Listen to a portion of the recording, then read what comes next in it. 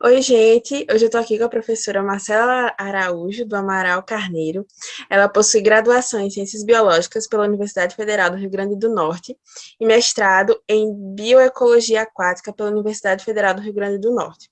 Concluiu o doutorado em Ciências Biológicas Botânica pela USP em 2011. Atualmente, ela é pós-doc pelo programa PNPD CAPES Prodema. Atuou como pesquisadora e professora colaboradora na graduação de Ciências Biológicas, Ecologia e Engenharia da Agricultura e pós-graduação no Prodema. Tem experiência na área de ficologia, com ênfase em maricultura e agricultura integrada, atuando principalmente nos seguintes temas: cultivos de macroalgas em laboratórios e no mar, uso de algas como biofiltro, biodiversidade, ecologia e manejo de macroalgas marinhas, extração de polissacarídeos e pigmentos das algas e fotossíntese in situ. Participou do projeto Biodiversidade, Monitoramento, Estratégias de Sobrevivência e Prospecção de Macroalgas Extremófilas na Antártica, para coleta de material no Operantar, e como coordenadora de acampamento em estudos ecofisiológicos na Ilha Snow. Atualmente, ela é presidente da Rede Algas, que é a Rede Nacional em Biotecnologia de Macroalgas Marinhas, no ciclo 2022 a 2023. Professora, muito obrigada por ter aceito o convite, é uma honra tê-la aqui. E eu já vou começar perguntando como foi entender que a aquicultura, quando em larga escala, ela passa a ser preocupante para os recursos naturais e de onde surgiu a ideia de associar especificamente o gênero Gracilarialis nesse meio de cultivo de camarão. Então, primeiramente, é um prazer poder estar aqui participando, né, desses ciclos de entrevistas com você. Eu lhe sigo lá no Instagram, assisto todos, hein? Parabéns Obrigada, pela iniciativa. adoro. É muito bom estar aqui também conversando com você. Então, quando a gente começa a trabalhar com algas, né, e parte para o pensamento em larga escala, essa questão dos recursos naturais dos bancos acaba sendo um pouco mais preocupante, porque às vezes a gente vê que a atividade ela não tem um manejo tão adequado, né? E acaba sobreexplorando esses bancos, né? O pessoal que faz o extrativismo normalmente das algas, ou seja, coleta essas algas no ambiente natural para vendê-las, é uma atividade tradicional, né? Em algumas comunidades litorâneas, principalmente aqui no Nordeste. E quando essas pessoas elas acabam entrando em atividade de cultivo para aumentar realmente a produção, para aumentar essa questão do aumento do crescimento da atividade econômica, às vezes o que acontece é que essas pessoas elas precisam buscar as mudas para o cultivo, né? As mudas, a gente diz, é aquela porção inicial de biomassa para colocar nas estruturas de cultivo e deixar crescer no mar, né? Como uma atividade de cultivo. Só que, às vezes, essa coleta, esse extrativismo dos bancos, ele acaba sendo um pouco prejudicial, porque não atende muito às exigências de crescimento natural da população, de recuperação. Então, às vezes, a coleta das mudas nos bancos acaba sendo acima do poder de resiliência daquela população, e a população ela não consegue se estabelecer novamente, então acaba reduzindo cada vez mais e chegando ao risco de se extinguir mesmo, de acabar, né? Então, a gente já vem observando algumas comunidades de algas que já está acontecendo isso, né? A gente não consegue mais ver as populações de algas que a gente via antigamente, há alguns 10 anos atrás, por exemplo, né? Então, isso realmente é preocupante, mas que a gente sabe que com o manejo adequado a gente consegue, sim, conciliar essa atividade de cultivo com essas atividades de extrativismo, né? Então, é questão de manejo, de cuidado, de saber exatamente como é que é o tempo de crescimento e de reprodução dessas algas, né? Para a gente poder conseguir trabalhar direitinho com elas. Então, às vezes, ela se torna preocupante por isso, né? Porque a gente vê que as algas elas não estão conseguindo se recuperar como deveriam, né? A atividade de extrativismo, às vezes, acaba sendo maior. E essa questão da Gracilarialis, né, como um todo, aí engloba todas as gracilárias, agarofito, né, todas essas algas, gracilariópsis também, elas têm um potencial econômico, né? A maioria delas, elas produzem uma água de excelente qualidade, são produtoras de fitocoloide. Então, quando a gente tenta realizar um cultivo ou uma atividade, né, de aquicultura, a gente sempre busca um organismo que tenha um potencial econômico, né? E dentre as algas aqui do nosso litoral, no litoral nordestino, as que já são tradicionalmente coletadas e que vêm sendo cultivadas em algumas regiões são espécies que são produtoras de fitocoloides, né? Então, essas algas, as gracilariales, como, né, de forma geral, elas têm esse potencial econômico, né, de produtora de fitocoloide, de alga, e é vendida dessa forma, né? Então, elas conseguem ter um retorno econômico. Embora exista também outras substâncias, outros bioativos, que a gente consegue obter dessas espécies e de outras também encontradas aqui no litoral. Então, Gracilariopsis, ela foi uma das espécies que a gente escolheu para trabalhar em cultivo multitrófico, justamente porque ela tem uma excelente água, né? A gente já vem trabalhando com essas espécies que têm potencial econômico aqui no Rio Grande do Norte, e a gente já observou, né, a partir de extração, que várias espécies elas têm uma água de excelente qualidade, tanto em rendimento, como também em qualidade de gel, né, dureza, força do gel. Então, a gente consegue, sim, extrair uma água de excelente qualidade de Gracilariopsis. Então, seria excelente se a gente conseguisse realmente ter biomassa, né, valores elevados de biomassa, para ter uma produção em escala comercial. Genial. E aí, eu vi que o seu grupo de pesquisa realizou com a alga vermelha Gracilariopsis, Tenufrions, não sei se falei certo. A gente chama de Gracilariopsis tenuifrons. Tenuifrons. Ela foi usada como um biofiltro em um sistema de cultivo multitrófico, né, com camarão. E, além disso, utilizando essa recirculação por troca zero de água. Vocês obtiveram o resultado que essa espécie ela foi capaz de remover até 35% do íon amônio e aumentou o seu nitrogênio tecidual em cerca de 4,8 vezes até o final do experimento. Sem contar que o camarão ele apresentou um aumento de biomassa e sobrevivência de 100% no final do experimento. Explica para a gente assim, a importância disso para além dos valores numéricos. Então, quando a gente pensa num cultivo multitrófico, né, a gente tenta usar espécies de estado tróficos diferentes. Então, se a gente tem uma atividade de carcinicultura, que é a produção de camarão, a gente tenta agrupar outros organismos, né, no mesmo sistema de cultivo, de outros estados tróficos, como, por exemplo, as algas, as ostras, né, e que tenham um valor econômico, claro, né, que possa ajudar a auxiliar nesse processo final. Existem algumas espécies de algas que elas conseguem absorver uma quantidade muito significativa de nitrogênio e fósforo dissolvidos, né, e desses, o íon amônio é um dos que tem um problema mais sério quando a gente fala de sistema de recirculação.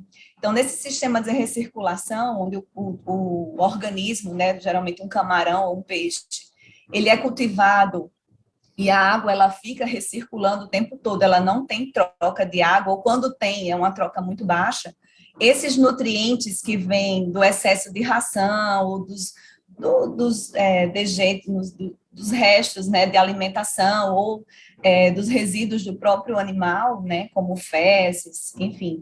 Então, esses nutrientes, eles acabam se acumulando no sistema, né? Então, é um problema, porque acaba se tornando tóxico para a maioria dos organismos que estão sendo cultivados. Então, se a gente coloca um outro organismo que é capaz de absorver esses nutrientes, aquele sistema ele consegue se manter por mais tempo e de uma forma mais saudável, né? Então, a ideia de introduzir uma alga que é capaz de absorver esses nutrientes é justamente para retirar esse excesso e fazer com que aquele animal ele consiga sobreviver ao longo desse cultivo, que é justamente o que a gente conseguiu alcançar, né? E, além disso, a alga ela ainda consegue absorver esses nutrientes, aumentar a sua biomassa e mantê-las como uma fonte de reserva, muitas vezes, né, de nitrogênio tecidual, na forma de pigmentos, que também serve para, seja os fitocoloides, né, para a produção desses polissacarídeos na sua parede celular, como também para outros bioativos que podem ser extraídos. Então, tem um valor agregado também para a alga. Então, ela, além de estar fazendo a melhoria no ambiente, né, de cultivo, ela também pode ser utilizada, né, como extração de bioativos, de polissacarídeos, ou até mesmo para produzir a ração do próprio animal que está sendo cultivado. Então, acaba sendo, né, totalmente circular, e essa economia, então, é muito vantajosa, né, essa atividade que usa diferentes níveis tróficos e auxilia nesse processo de melhoria, né? Então, a gente acaba não desperdiçando essa água, não vai jogar num ambiente uma água tão poluída, né, que geralmente acontece isso, né, nos sistemas de cultivo intensivo, de recirculação, bioflux, enfim. Então, acaba melhorando essa qualidade, né? Então, é uma atividade que chama ambientalmente amigável, né? Eles são bem trabalhados e bem estudados, esses termos. Muito, muito legal mesmo. E aí, além dessa área de utilizar algas como biofiltro, a senhora participou de pesquisas que envolvem sustentabilidade do cultivo de algas aí no Rio Grande do Norte, que ultrapassaram essas barreiras da academia e envolveram o desenvolvimento de comunidades litorâneas da região. Como foi trabalhar com sustentabilidade nessa área? Então, essa atividade de cultivo, como eu venho falando, né, no início, né, a gente se preocupa muito com essa questão da superexploração, né? Então, a gente se preocupa com o excesso do extrativismo, né, que possa vir causar algum problema ao ambiente. Então, quando a gente desenvolveu as atividades de cultivo, a gente teve a oportunidade de trabalhar com as comunidades, de repassar todo esse conhecimento, né, para que as pessoas que trabalhavam já no extrativismo, na atividade tradicional de coleta de alga, elas pudessem entender um pouco mais, né, do ciclo da alga, como é que funciona um banco, um recurso, como é que a gente pode fazer o manejo de uma determinada espécie para que ela não se acabe, né? Então, no início, a gente conseguiu fazer um pouco dessa atividade, né? Então, foram atividades muito encantadoras. Eu particularmente gosto muito dessa atividade de extensão com as comunidades. Então, a gente trabalhou isso já no iniciozinho das atividades de cultivo aqui no Nordeste, junto com a FAO, então, um projeto que tinha a FAO, ela veio para o Brasil, né, os assessores, eles foram contactados nas universidades, no Ceará, no Rio Grande do Norte e na Paraíba, né, a gente fez parte da equipe do Rio Grande do Norte, a gente conseguiu fazer atividades de cultivo com eles. Era muito gratificante, porque a gente via o retorno deles, eles começaram a entender melhor o que é uma alga, a importância, né, daquela matéria-prima, daquele recurso natural, e eles tiveram essa capacidade de saber realmente o seu valor, né, porque antes, assim, uma atividade dessa de extrativismo, eles ganhavam muito pouco pela extração, né, hoje eles já sabem quanto que vale, né, realmente uma alga. Na sequência vieram outras atividades, outros projetos, né, que a gente não fez parte, né, mas outras universidades também fizeram parte, outras equipes, e ampliaram cada vez mais, né, essas atividades nas comunidades, ampliaram para outras praias também, para outras comunidades. Então, existem sedes de mulheres que trabalham com aquicultura, né, de algas. Então, são apenas mulheres, né? Então, é bem interessante, porque são comunidades litorâneas, onde as mulheres, elas usam isso como uma fonte de renda extra, né, para complementar suas atividades nas comunidades, e eles fizeram sedes lá, né, tem uma sede, por exemplo, em Rio do Fogo, a AMAR, que a gente conhece, as pessoas, foi justamente o pessoal que estava no início também com a gente no projeto, então é bem gratificante vê-los crescer, né, nessa atividade, né, então é bem empolgante também trabalhar, eu gosto muito de trabalhar com essas comunidades. e ver que eles aprenderam, né, e conseguem repassar essa atividade de geração em geração, os filhos deles estão trabalhando juntos, então isso é muito, muito bacana, saber que eles aprenderam, né? Que legal! Nossa, que legal! E aí, a senhora considera que essa biotecnologia, assim, voltada para algas, esses sistemas de cultivo multitróficos, talvez seja um futuro promissor para você obter novos produtos naturais também, ou seja, desde o cultivo até a obtenção e a aplicação num só lugar. Como a senhora enxerga esse futuro e o que mais a senhora acha que pode fazer? Possibilidades são infinitas, né, eu acho. Sim, na verdade, quem trabalha com algas, né, que começa a obter essa biomassa, né, diretamente no campo e vê que é possível obter realmente esses valores, é muito, muito empolgante, né? Eu digo que existem os pesquisadores, nós trabalhamos, né, na parte de fisiologia, em laboratório, né, sempre com aquela biomassa bem reduzida. E aí, quando a gente vai para o campo e vê esses cultivos e que realmente é possível obter valores de toneladas de biomassa, é bem empolgante. E observar que delas a gente consegue extrair produtos que cada vez têm um valor maior, né? Tipo os bioativos que a gente encontra, cada vez mais a gente vem observando os estudos das pessoas, né? Trabalham com biotecnologia, você está aí também, né, nos bioativos. Então, cada vez mais a gente encontra substâncias que são utilizadas em diversos ramos da indústria, né? Não só os fitocoloides, como o pessoal do extrativismo lá no início coletava as algas para vender para AGA brasileiro, por exemplo, né, que fazia extração de AGA, fitocoloides. Então, tem muitas outras substâncias que podem vir a agregar cada vez mais um valor para essas algas, né? E sim, nas comunidades ou em empresas, né, da aquicultura. Hoje a gente está trabalhando, está começando uma atividade com o pessoal da aquicultura, na fazenda orgânica, né?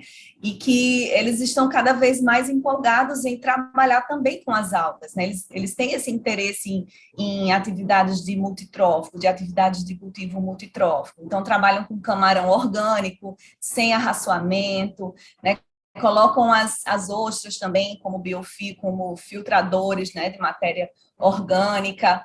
Então, eles querem sim também trazer as algas, né, ter um recurso vegetal, digamos assim, né, um organismo fotossintetizante para aquela cadeia. E lá o interesse é justamente esse, né, de no mesmo lugar ter um ciclo completo de produção e sair de lá com produtos, né, que têm valores para alimentação, para ração, para agricultura, né, como fertilizantes. Então, tem várias aplicações que realmente a gente tá tentando aí aumentar cada vez mais. Aí, aqui no Nordeste, a gente tem essa facilidade de cultivar, né, é luz o tempo todo, às vezes chove.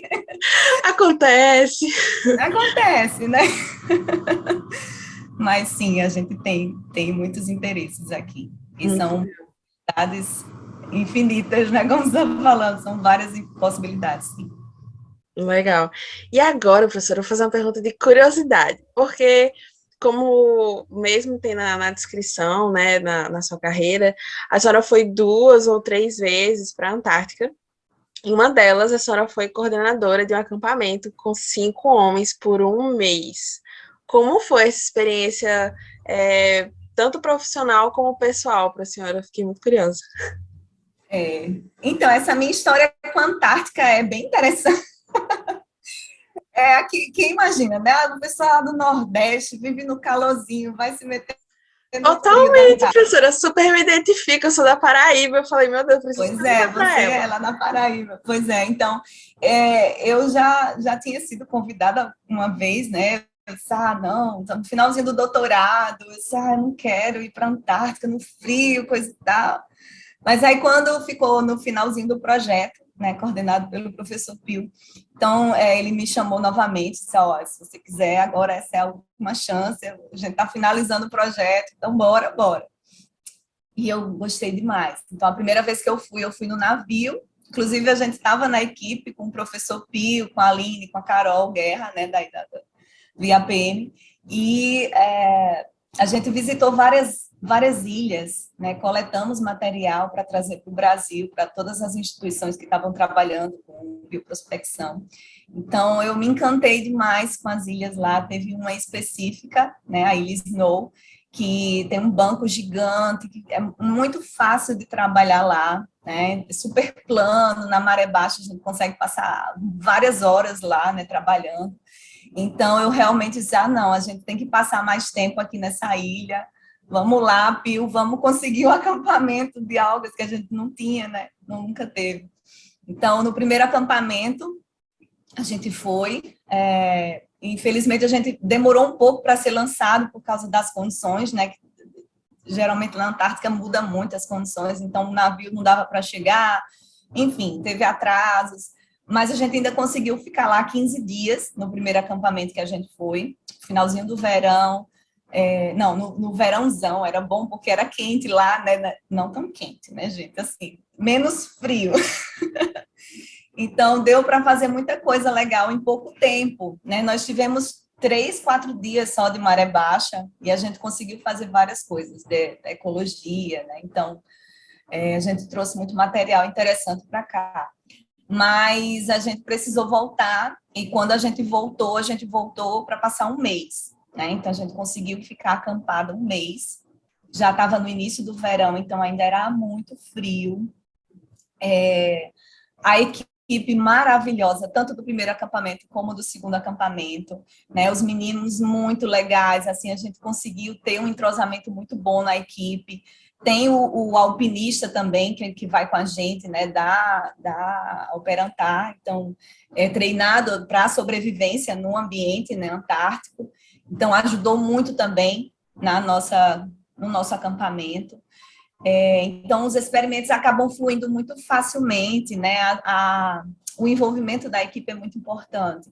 Então, para mim, realmente foi muito gratificante poder participar, né? A coordenação era a minha, né? Mas para fazer relatórios, preparar material, mas acaba que todo mundo, né? Todo dia a gente se juntava, resolvia o que a gente ia fazer, conversava, era uma equipe, né? Então, é muito família, né? A gente acaba convivendo alguns dias, mas como é só a gente, então é uma família, realmente é muito fácil de trabalhar assim, né? Foi muito gratificante, eu gostei demais. Então, tiveram alguns perrengues, como sempre, né? Afinal, a gente está na Antártica, rodeado de animais selvagens, em no verão, em época de acasalamento, o pessoal construindo os haréns dele, então eles querendo ir lá no acampamento visitar a gente. Então foi meio difícil em alguns momentos, mas nada que uma boa equipe não consiga resolver, né? Fizemos barricadas, tivemos visitas de alguns jovens elefantes marinhos, mas nada que não comprometesse o nosso acampamento. Isso aí é assunto para outra entrevista. Sobreviveram. Que legal. Pessoalmente, tanto profissionalmente como pessoalmente, foi muito bom. Eu voltaria quantas vezes fossem necessárias, né? Eu adorei a Antártica, gostaria, assim, de poder voltar sempre que tivesse. Estou aí, viu, Pio? Sempre. É só chamar que eu estou... Ela já está pronta. Estou pronta, adoro. Legal, muito legal. Muito obrigada, professora, pela disponibilidade, pelo tempo. É sempre Obrigada a bom você. mais conhecimento. As pessoas que tiverem interesse, que muito em troca, a professora Marcela está aí. Muito obrigada, professora. Obrigada, Mariana, pelo convite. Obrigada pela oportunidade de conversar um pouquinho sobre os nossos trabalhos, né? Então, é muito gratificante também poder mostrar os nossos resultados, falar um pouquinho dos trabalhos que a gente faz aqui, né? Uhum. É isso. Obrigada. Beijo. Beijo.